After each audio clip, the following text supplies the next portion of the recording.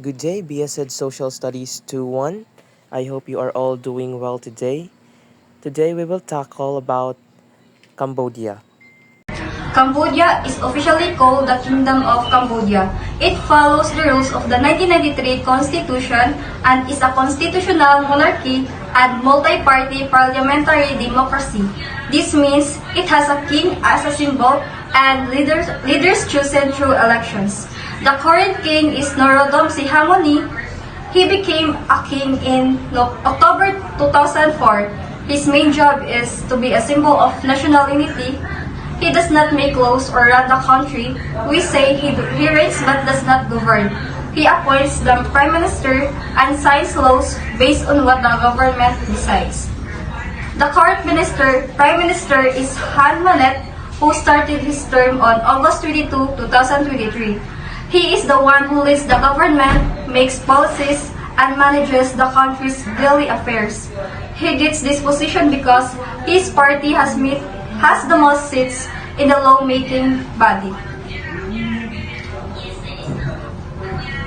Laws are made by two groups together. First is National Assembly with 125 elected members.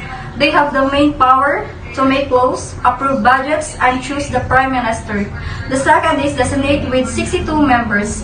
They check and review laws before they are finalized.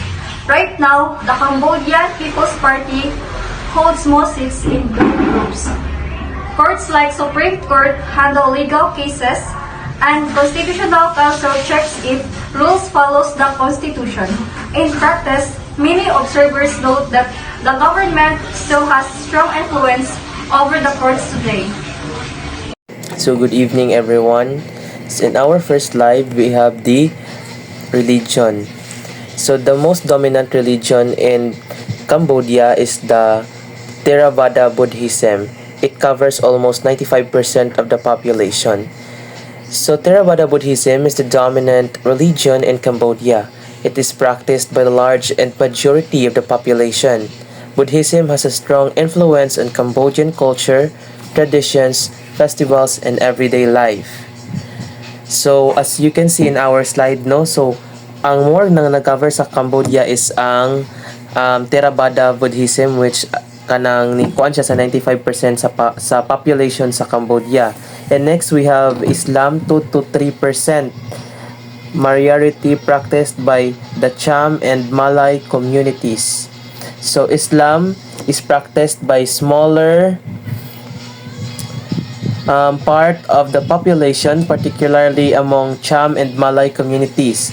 The Cham people are an important ethnic and cultural community in Cambodia, and many of them follow Islam. Next, we have Christianity, so 0.5 to 1% Catholic and Protestant groups. So Christianity is practiced by a small minority, including both Catholic and Protestant groups. Although it is not a major religion in Cambodia, Christian communities and churches are present in the country. So naagyapon sila yung mga Christian churches sa Cambodia, bisag dili siya ang pinakadako na kanang religion sa Cambodia. Next, we have animism and indigenous beliefs. So animism and indigenous beliefs, some indigenous and highland communities continue to practice traditional beliefs connected to spirits, ancestors, natures, and sacred places. These beliefs may exist alongside Buddhism. So kanang mga too-too, mao nay animism and indigenous beliefs, kanang mga gods and goddesses nila. And other religions, there are also Hinduism, Taoism, Chinese folk religions, and non-religious groups. So there are also smaller communities practicing Hinduism. And then for Cambodia, they believe that religion is an important part of Cambodian culture. And then Theravada Buddhism is the dominant religion and strongly influences Cambodian traditions and daily life. However, Cambodia is also a religious diverse with Muslims, Christians, indigenous believers, and other religious or non-religious groups. So it means that Cambodia, even though the majority of them believe in Theravada Buddhism, they also respect the other religions that other people believe. So religion is a important part of Cambodian culture. So it means they are having their respects to each other even though they have different religions. So next slide. So in this slide, I will tackle about the economic prospect. First one is tourism. Tourism is important to Cambodia because attractions like Angkor Wat and its beaches brings visitors, create jobs, and support local businesses. The second one is manufacturing and industry. Cambodia's manufacturing sector, especially garments, footwear, electronics, and food processing, provides jobs and attracts foreign investment. And the third one is agriculture and exports. Agriculture supports rural communities through products such as rice, rubber, cassava, mangoes, and cashews, while modern farming can increase export value. Then, architecture in Cambodia is known for its Khmer and Angkor architecture, including temples, stone carvings, and traditional houses.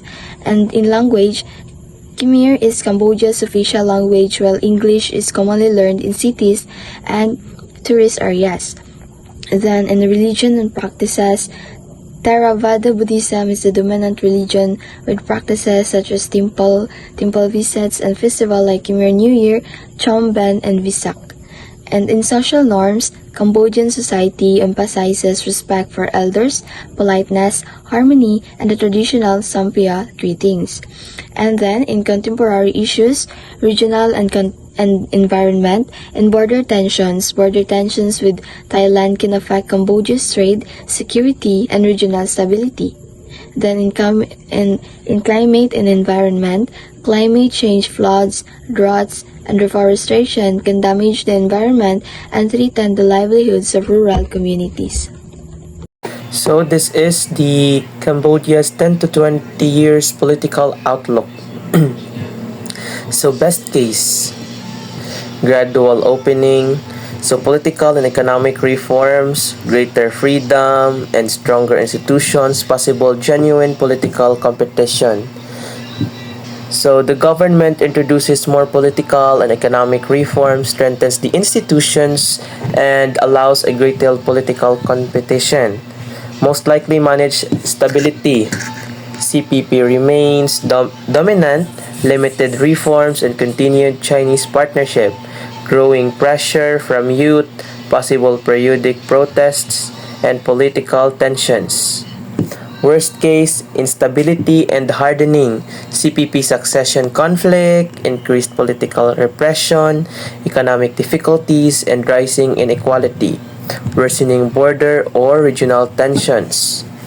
So the overall outlook, so Cambodia will likely remain politically stable under CPP leadership, but increasing youth demands, economic challenges, and succession issues could pressure the government to reform. So Cambodia will likely remain politically stable under CPP leadership. However, with this leadership, growing demands from young people, economic challenges, and future leadership succession could pressure the government to introduce reforms, and Cambodia's future could therefore range from gradual political opening to increased political tension.